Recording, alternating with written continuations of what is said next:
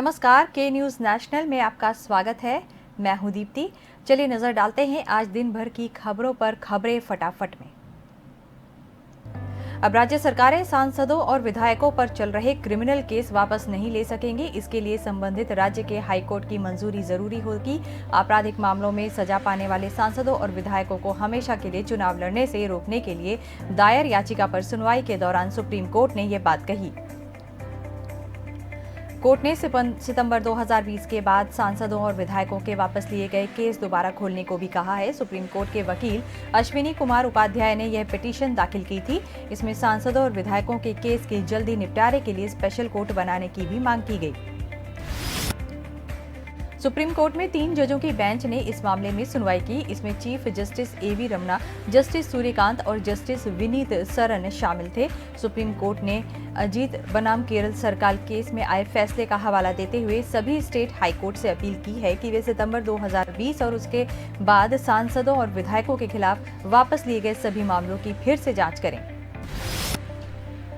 Supreme court ने कहा कि सीबीआई कोर्ट और स्पेशल कोर्ट में एमपी एमएलए के खिलाफ ऐसे केस की सुनवाई करने वाले जज अगले आदेश तक सुनवाई जारी रखेंगे। चीफ जस्टिस ने सॉलिसिटर जनरल तुषार मेहता के निवेदन पर मामले की सुनवाई 2 हफ्ते के लिए टाल दी। अब कोर्ट 25 अगस्त को इस मामले में सुनवाई करेगा।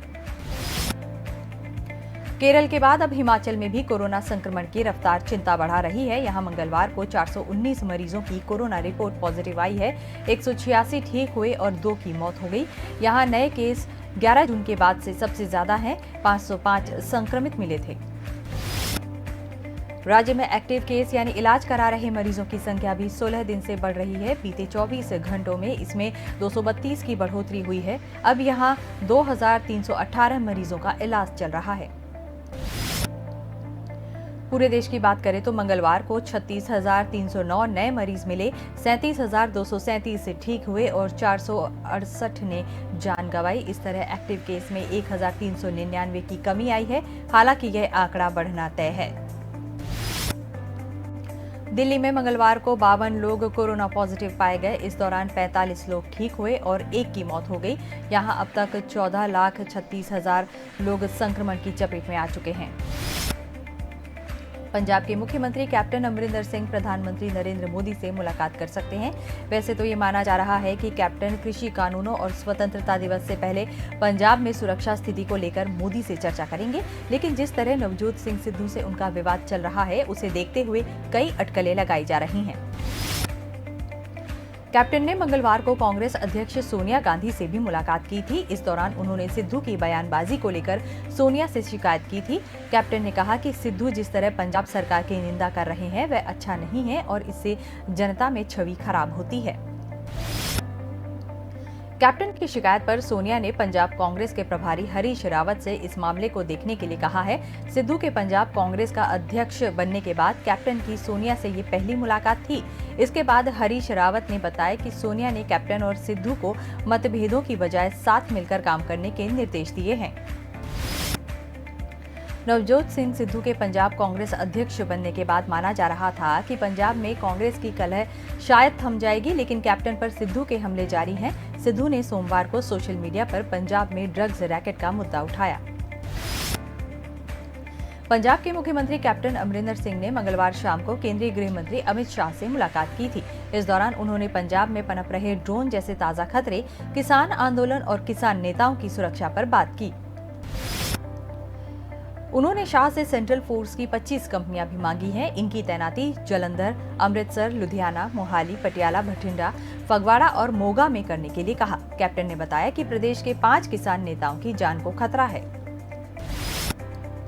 उन्होंने गृह मंत्री से कृषि कानूनों को वापस लेने की भी गुजारिश की है।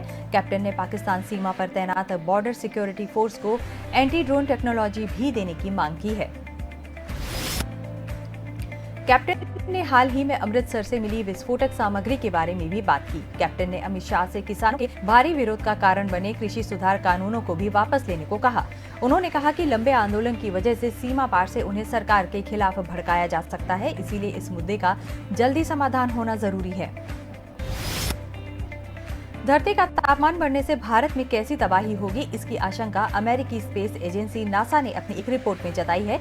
ये रिपोर्ट करीब 80 साल बाद यानी 2100 तक की तस्वीर दिखाती है। इसमें कहा गया है कि समुद्र का जल स्तर बढ़ने से भारत के 12 तटीय शहर 3 फीट तक पानी में डूब जाएंगे। ऐसा लगातार बढ़ती गर्मी से ध्रुवों पर जमी बर्फ के पिघलने से होगा।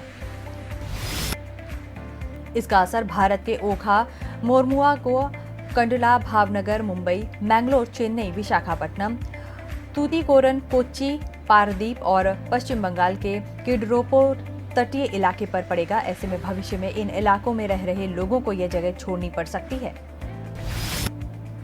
नासा ने एक सी लेवल प्रोजेक्शन टूल बनाया है। इससे समुद्री तटों पर आने वाली आपदा से वक्त रहते लोगों को निकालने और जरूरी इंतजाम करने में मदद मिलेगी। इस ऑनलाइन टूल के जरिए कोई भी भविष्य में आने वाली आपदा यानी बढ़ते समुद्री जल स्तर का पता कर सकेगा। जम्मू कश्मीर को विशेष राज्य का दर्जा देने वाले आर्टिकल 370 को 5 अगस्त 2019 को हटाया गया था। तब इस मामले में बहुत विवाद हुआ था कि अब बाहरी राज्यों के लोग जम्मू कश्मीर में जमीन खरीदने लगेंगे। 2 साल बाद हकीकत इससे बहुत अलग है। इस आर्टिकल के खत्म होने के 2 साल बाद देश के दूसरे राज्यों से सिर्फ 2 लोगों ने ही जम्मू कश्मीर में जमीन खरीदी है। गृह राज्य मंत्री नित्यानंद राय ने लोकसभा में एक सवाल के लिखित जवाब में इसकी जानकारी दी। जम्मू कश्मीर में जब यह आर्टिकल लागू था तो दूसरे राज्यों के लोग वहां जमीन नहीं खरीद सकते थे। सिर्फ राज्य के लोग ही वहां पर अर्बन जमीन और अचल संपत्ति खरीद सकते थे। 2 साल पहले 5 अगस्त को केंद्र ने आर्टिकल 370 खत्म कर जम्मू और कश्मीर को 2 केंद्र शासित प्रदेश बनाया था। केंद्र के फैसले के बाद जम्मू कश्मीर के लेफ्टिनेंट गवर्नर मनोज सिन्हा ने साफ किया था कि खेती की जमीन बाहरी लोग नहीं खरीद सकेंगे। कानून में बदलाव का उद्देश्य निवेश बढ़ाना है। खेती की जमीन सिर्फ किसानों के पास ही रहेगी। बाहरी व्यक्ति जम्मू कश्मीर में खेती को छोड़कर कोई भी जमीन खरीद सकते हैं। कुछ दिन पहले केंद्र सरकार ने राज्यों से उनके यहां ऑक्सीजन की कमी से हुई मौतों का डेटा मांगा था। अब तक सिर्फ 13 राज्यों ने इसका जवाब दिया है। स्वास्थ्य मंत्रालय ने मंगलवार को बताया कि सिर्फ एक राज्य ने यह जानकारी दी है कि उसके यहां कोरोना की दूसरी लहर के दौरान ऑक्सीजन की कमी से संदिग्ध मौतें हुई थी। केंद्रीय स्वास्थ्य मंत्रालय में संयुक्त सचिव लव अग्रवाल ने कोरोना पर होने वाली रेगुलर प्रेस कॉन्फ्रेंस में कहा कि यह मुद्दा संसद में उठने के बाद राज्यों से खासतौर से डेटा मांगा गया था। अरुणाचल प्रदेश, असम, ओडिशा, उत्तराखंड, जम्मू कश्मीर, लद्दाख, झारखंड, हिमाचल प्रदेश और पंजाब सहित 13 राज्यों और केंद्र शासित प्रदेशों ने इस पर प्रतिक्रिया दी है। सिर्फ पंजाब ने अपने यहाँ 4 संदिग्ध मौतों की सूचना दी है। पिछले महीने सरकार ने संसद में कहा था कि ऑक्सीजन की कमी से किसी भी मरीज की मौत नहीं हुई। सरकार ने यह दावा राज्यों से मिली जानकारी के आधार पर किया था। इसके बाद से विपक्षी दल सरकार पर हमलावर थे। इसके बाद केंद्र ने दोबारा राज्यों और केंद्र शासित प्रदेशों से साल की शुरुआत में आई कोरोना की दूसरी लहर के दौरान ऑक्सीजन की कमी से मौतों का डेटा मांगा था। पोर्नोग्राफी केस में जेल में बंद राज कुंद्रा की जमानत याचिका पर मुंबई की सेशंस कोर्ट अब 20 अगस्त को अपना फैसला सुनाएगी। तब तक उन्हें जेल में ही रहना होगा। राज कुंद्रा को 19 जुलाई को गिरफ्तार किया गया था। उन्हें पहले 27 जुलाई तक पुलिस रिमांड पर रखा गया, जबकि किला कोर्ट ने बाद में उन्हें 14 दिन की न्यायिक हिरासत में भेज दिया। राज कुंद्रा के साथ ही उनके आईटी हेड रायन थार्प की जमानत याचिका पर भी सुनवाई हुई। रायन की जमानत याचिका पर भी 20 को ही फैसला आएगा। अदालत में मुंबई पुलिस की ओर से कुंद्रा से हुई पूछताछ का ब्यौरा पेश किया गया है। इसी जवाब के आधार पर अदालत अपना फैसला तय करेगी। क्राइम ब्रांच के वकील कुंद्रा की जमानत का विरोध किया है। पुलिस ने कुंद्रा के खिलाफ एक्ट्रेस शर्लिन चोपड़ा के बयान को भी आधार बनाया है। इससे पहले 28 जुलाई को किला कोर्ट ने राज कुंद्रा की जमानत याचिका खारिज कर दी थी। कोर्ट अभियोजन पक्ष के इस तर्क से संतुष्ट दिखा कि रिहाई के बाद राज कुंद्रा केस की जांच और गवाहों को प्रभावित कर सकते हैं। पुलिस ने कोर्ट में यह भी बताया कि राज कुंद्रा के खिलाफ उनके पास पक्के सबूत हैं और क्राइम ब्रांच ने राज कुंद्रा के दफ्तर से 68 एडल्ट वीडियोज जब्त किए हैं। ओबीसी आरक्षण संशोधन विधेयक मंगलवार को लोकसभा में पारित हो गया। इसके समर्थन में 385 वोट पड़े, विरोध में एक भी नहीं हुआ। बुधवार को इसे राज्यसभा में पेश किया जाएगा। इसके पास होने के बाद राजस्थान में 3 जातियां नाथरायत, हबशी और खत्री छिपा ओबीसी सूची में शामिल हो सकेंगी। अभी इस सूची में कुल 91 जातियां हैं। वर्ष 1994 में 52 जातियां ही थीं। स्टेट ओबीसी कमीशन ने 3 जातियां और जोड़ने की सिफारिश की है। नात रायत मेवाड़ के अलावा सिरोही, जालोर और पाली हबशी जालोर जिले में है। खत्री छिपा बाड़मेर में है।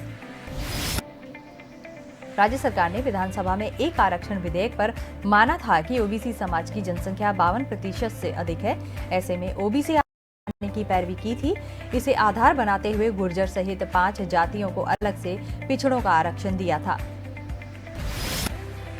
साल 2015 में यूपीएससी टॉप करने वाली आईएएस टीना डाबी और उनके आईएएस पति अतहर आमिर के तलाक को अदालत की मंजूरी मिल गई।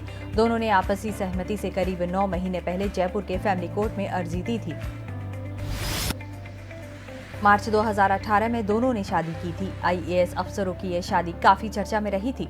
अतहर कश्मीरी हैं, जबकि टीना का जन्म भोपाल में हुआ था। हालांकि उनका परिवार जयपुर में रहता है। टीना जब यूपीएससी की टॉपर बनी थी, उसी साल अतहर सेकंड पोजीशन पर थे। ट्रेनिंग के दौरान मसूरी में टीना और अतहर एक दूसरे के करीब आए और शादी करने का फैसला किया।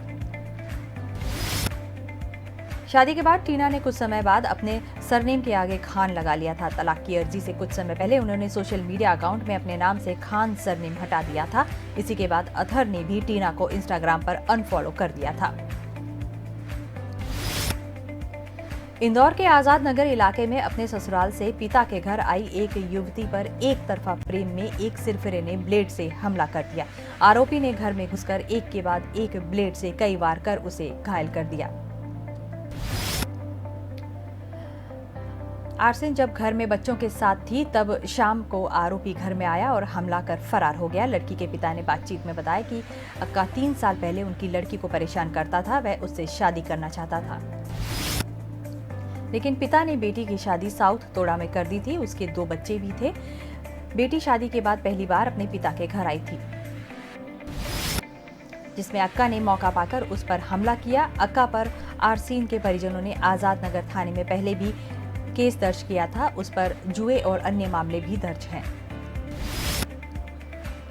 इंदौर में नंबर 1 का तमगा लगा चुके नगर निगम के 19 जोनों में से एक जोन ऐसा है जहां शहर की अकेले 40% शिकायतें दर्ज हैं। यहां पूर्व की शिकायतों का निराकरण करने के बजाय उस पर अनदेखी की जा रही है। मामला नगर निगम के हवाब बंगला जोन का है, जहां शहर भर के 19 जोनों में कुछ महीने से सबसे ज्यादा शिकायत दर्ज की जा रही है। 12 जुलाई को ही कलेक्टर मनीष सिंह ने समीक्षा बैठक के दौरान सभी विभागों के अधिकारियों को सीएम हेल्पलाइन की शिकायतों के निराकरण करने के लिए निर्देश दिए थे। उन शिकायतों का समय सीमा में निराकरण सुनिश्चित करने और लापरवाही नहीं करने की हिदायत भी दी थी। लेकिन अधिकारी भी बैठक रूम से बाहर आने के बाद कलेक्टर के उस निर्देश को भूल गए। वर्तमान में हालात ये है कि कलेक्टर के निर्देश देने के बाद भी शिकायतों के निराकरण होने की जगह हवा बंगला जोन पर शिकायतों की संख्या लगातार बढ़ती जा रही है। टोक्यो ओलंपिक में भारतीय हॉकी टीम ने ब्रॉन्ज मेडल जीता है। एमपी के नर्मदापुरम जिले के इटारसी के रहने वाले खिलाड़ी विवेक सागर भी इसी टीम का हिस्सा थे, जिनका 12 अगस्त को मध्य प्रदेश सरकार सम्मान करेगी। भारतीय पुरुष हॉकी टीम ने 41 साल बाद कोई मेडल जीता है। टीम ने ब्रॉन्ज मेडल के मैच में जर्मनी को 5-4 से हराया था। इसी टीम में इटारसी के विवेक सागर भी शामिल थे। शानदार खेल की वजह से अन्य हॉकी खिलाड़ियों के साथ विवेक ने भी लोगों का दिल जीत लिया। अब मध्य प्रदेश सरकार उनका सम्मान करने वाली है। इसके लिए मंगलवार को सीएम हाउस में फाइल पहुंची। हॉकी टीम के ब्रॉन्ज मेडल जीतने के बाद मध्य प्रदेश के सीएम शिवराज सिंह चौहान ने इटारसी के खिलाड़ी विवेक और मध्य प्रदेश हॉकी एकेडमी में ट्रेनिंग लेने वाले खिलाड़ी नीलकांता शर्मा को 1-1 करोड़ रुपए बतौर सम्मान निधि के रूप में देने की घोषणा की है।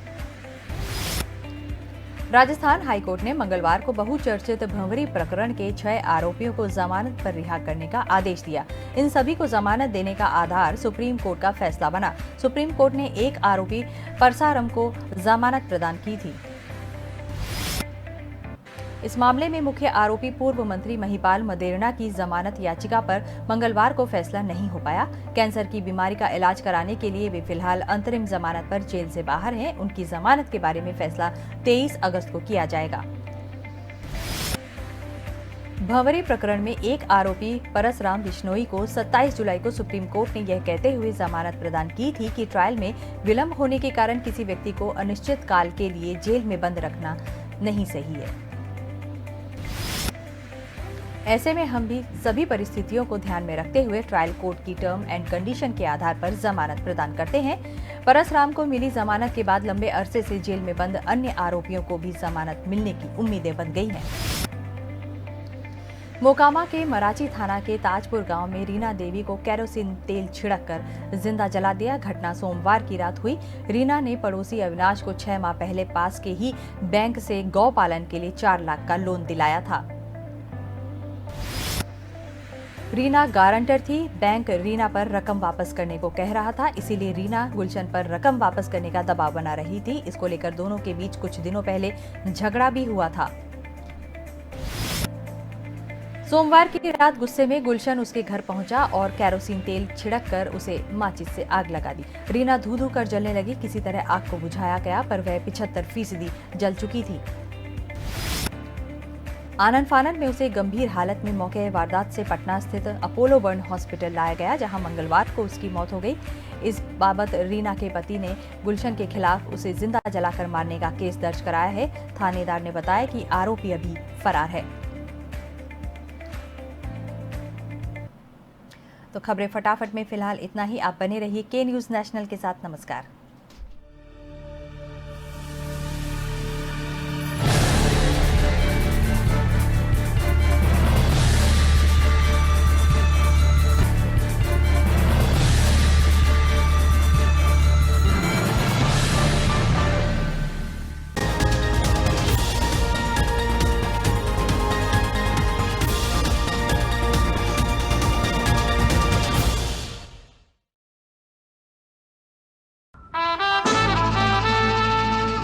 के रेडियो माहिती, मनोरंजन और मस्ती का ट्रायो।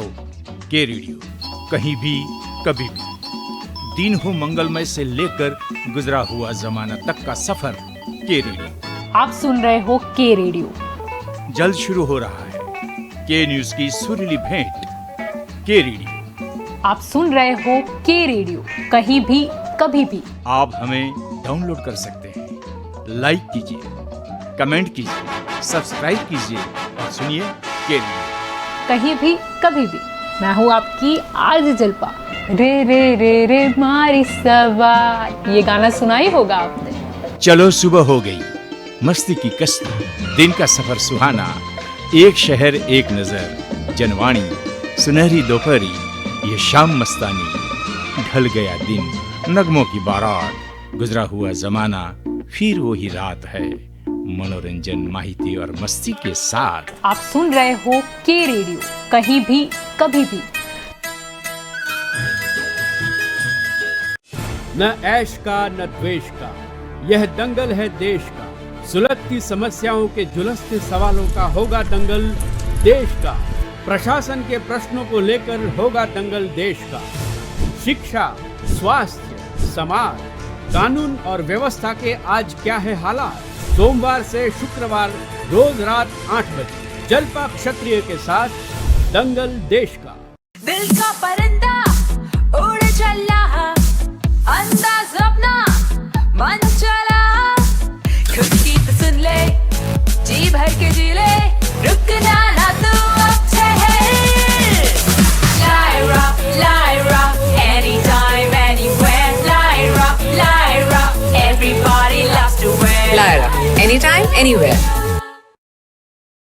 પ્રજાના પ્રાણ પ્રશ્નોને વાચા આપે છે કે ન્યૂઝ. વાત ગામડાની હોય કે ખેડૂતના ખેતરની, કૃષિ બજારની હોય કે મોંઘવારીના મારની, મહિલાની મૂંઝવણ હોય કે નાના વેપારીના મનની ગૂંચવણ, વિદ્યાર્થીની વાત, પ્રજાને મૂંઝવતી તમામ વાત એટલે જનતાની વાત. ઉઠાવો ફોન અને ડાયલ કરો. કે ન્યૂઝ રજૂ કરશે જનતાની વાત, જનતાના મુખે. દર રવિવારે સાંજે 7:30 થી 9:30 મેરેથોન માહિતી રજૂ કરતો ફોન ઇન કાર્યક્રમ જનતાની વાત.